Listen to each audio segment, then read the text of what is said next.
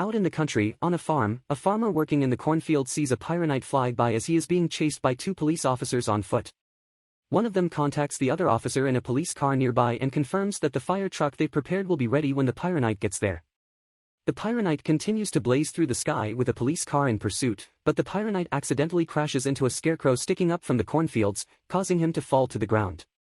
As he recovers, the sheriff and his two subordinates have brought the fire truck and immediately spray the pyronite with water from the fire hose. However, it's not enough water and only serves to make the pyronite mad, who shoots a fireball at the fire truck, destroying it. The officers are shocked, as the pyronite asks them to leave him alone. But another police car comes out from the cornfields and crashes into the pyronite, which knocks him unconscious as he reverts to his human form. As he regains consciousness, the pyronite kid, Alan Albright, finds himself handcuffed in an ice warehouse, as he is being questioned by the police officers he tried to fight off earlier. The sheriff tells Alan that there's been a series of fires all over Grover's Mill and thinks Alan is the culprit, but Alan insists that he's innocent. However, the sheriff doesn't believe him, and since Alan refuses to say anything else, the sheriff takes Alan's plumber badge from his chest. Alan tells the sheriff to give it back to him, since his father gave it to him, but the sheriff wants him to tell him what it is first.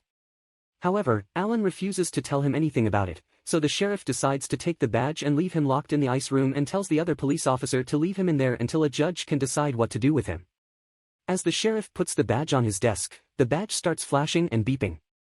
Meanwhile, Ben, Gwen, and Kevin are driving down the highway. Ben complains to Kevin that he's driving too slowly and asks him if he can go faster, which he says yes. However, Kevin continues to drive at the same speed in order to follow the speed limit, making Ben worry that he might be late getting home and get grounded. Kevin then states that if Ben gets grounded, then he and Gwen will be alone together, but Gwen rejects this. Kevin's plumber badge starts ringing and Gwen asks him why it's ringing, but he doesn't know. After it stops ringing, a holographic map pops up, and Ben thinks it may be a GPS for other badges. Kevin wonders why one of them is flashing, so Ben thinks it might be a message from Max trying to tell them where he is. Kevin decides that it's worth breaking the speed limit and turns left on the highway to go to Grover's Mill, where the badge was flashing. At the ice warehouse, Alan tries to turn into a pyronite to break free of his confinement, but it's too cold. So, he decides to spit lava on the handcuffs, which melts away the handcuffs. The police officer outside has fallen asleep, so Alan uses the opportunity to transform into a pyronite and burn a hole in the wall to escape. Ben, Gwen, and Kevin arrive afterwards at the ice warehouse, since that's where the map led them. They see the hole in the wall that Alan made and wonder what happened. As they go inside, they find Alan's flashing plumber badge, and Ben guesses that maybe Max is still out there chasing whatever made the hole in the wall. The sheriff and 3 police officers are looking for Alan in the cornfields again, as Alan tries to hide from them underneath a tractor. However, they soon find him and try to arrest him again, but Alan becomes furious and unleashes a powerful fire attack, knocking the sheriff and his subordinates unconscious. Alan tries to check to see if they're okay, but Gwen uses her magic to prevent Alan from touching him. Ben transforms into Jetray, tries to fight off Alan in the air, but in the end, Jetray sends Alan crashing to the ground. Jetray transforms back into Ben and asks Alan if he's seen Max, but Alan doesn't know what he's talking about. While they're talking, the sheriff and his assistants find them and assume that Ben is Alan's accomplice.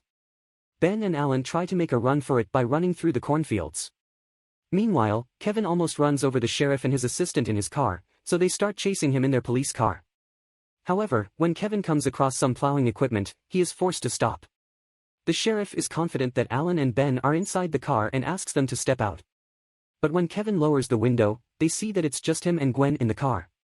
Ben and Alan, meanwhile, are able to hide in a nearby barn, where Alan asks Ben why he helped him. Ben says he did it because he reminded him of himself. Alan tells him that he only got his powers a couple of weeks ago and that he's only part alien since his mother is human. Alan says he thought he was human until he woke up one morning and his bed was on fire. After his dad put out the fire, he explained everything to him. His father was a plumber and gave him his badge, but the sheriff took it away. However, Ben tells him that he took it back and gives it to Alan. Meanwhile, the sheriff and his assistant leave Kevin and Gwen and drive away.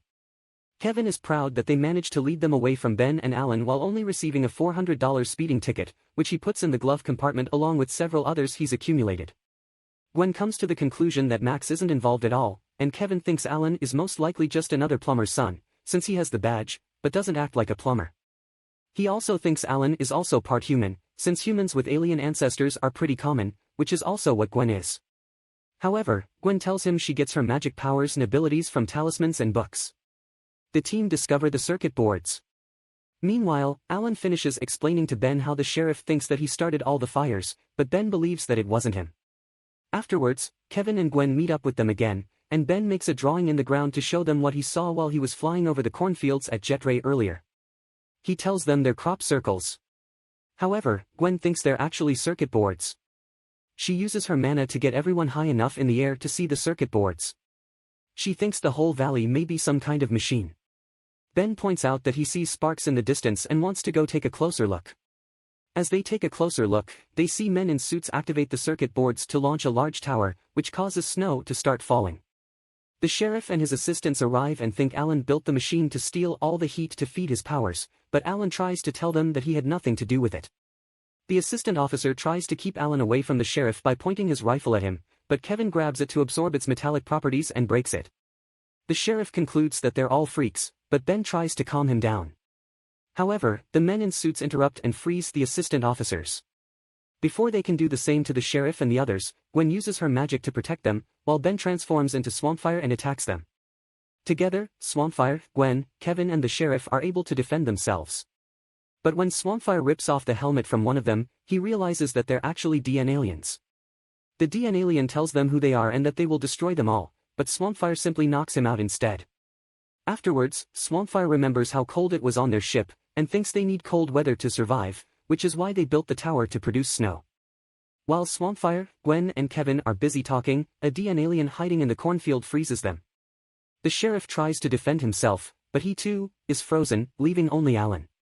The DN alien tries to use his freeze gun on Alan, but it has no effect, even after using it at maximum power. However, he is soon surrounded by 5 more DN aliens.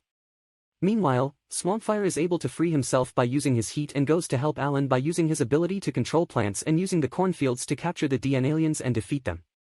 However, there are more DN aliens at the top of the weather tower.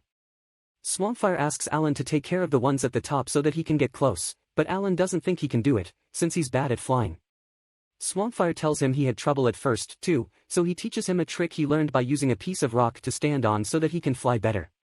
After Alan takes out the DN aliens, Swampfire is able to get close enough to the tower to push it over and destroy it, restoring the weather back to normal. Afterwards, Alan uses his pyronite powers to free everyone from suspended animation.